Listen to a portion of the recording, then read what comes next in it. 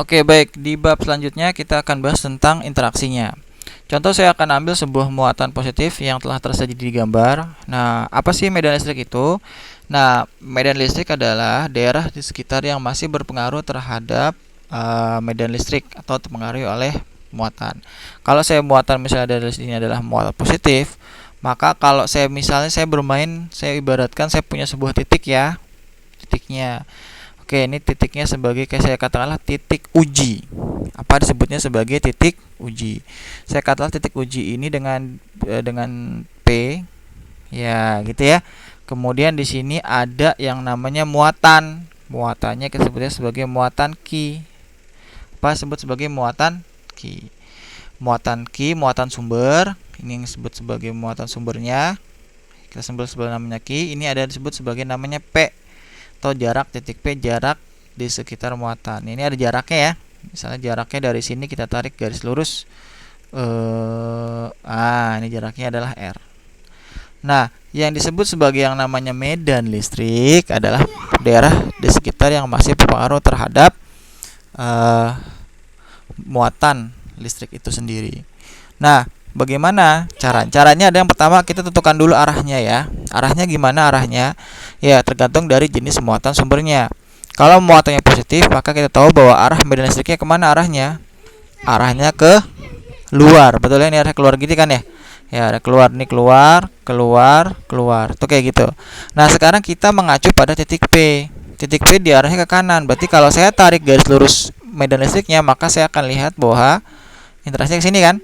Ya enggak? Ini arah medan listrik dari titik P.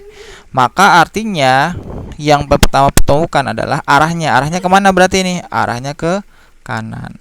Berarti ini adalah arah medan listrik pada titik P.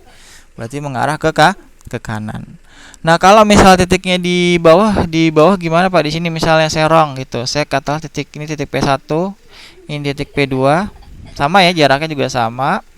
Jaraknya adalah R misalnya.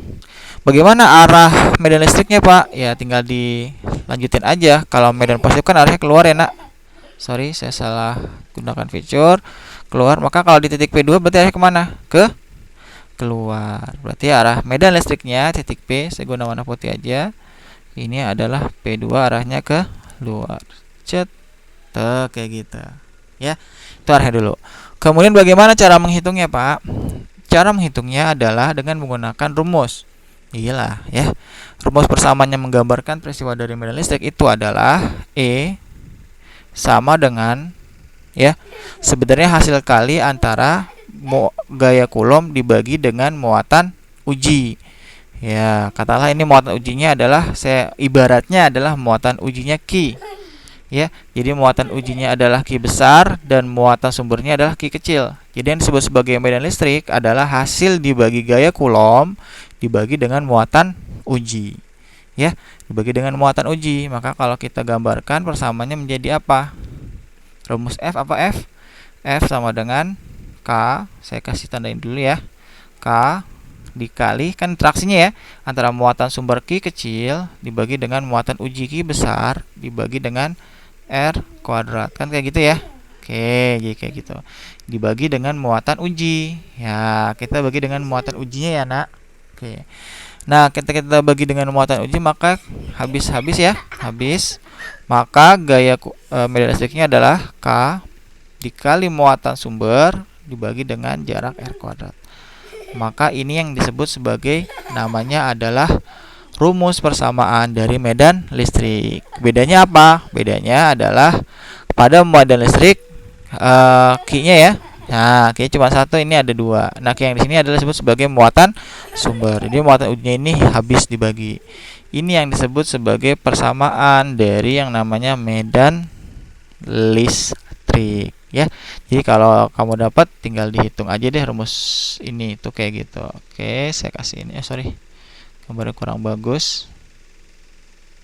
Oke, ini adalah Q per R kuadrat. Dimana R-nya apa? R-nya adalah jarak antar muatannya, jaraknya nih R-nya.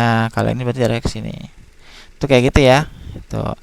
Nah, bagaimana kemudian interaksinya kalau misalnya muatannya negatif? Kalau muatannya negatif, Saya buat di mana ya? Oh, di sini aja muatan negatif ya. Oke, di sini deh geser dikit biar tidak ke distract.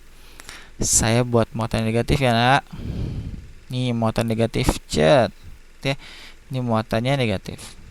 Kemudian saya punya muatan ujinya misalnya titik P juga. Oke, sorry. Titik P di sini.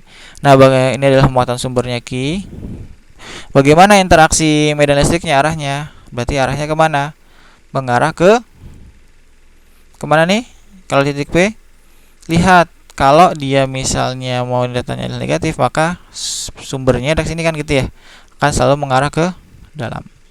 Kalau kita tarik garis dari titik P, maka arah medan listrik ke arah mana? Akan mengarah ke arah dalam atau mengarah ke arah kiri. Saya gunakan putih deh ya. Ups, ada yang hilang tadi. Ya. Ini adalah medan listriknya. Berarti kalau titiknya di bawah gimana, Pak? Oke, titiknya di bawah berarti arahnya kemana nih? Sama, mengarah ke sumber ya, Nak. Medan listriknya berarti arah medan listriknya kemana? Arahnya ke dalam sumber. Ya, ini adalah juga sama. Oke ya, jadi begitu dari dari medan listrik.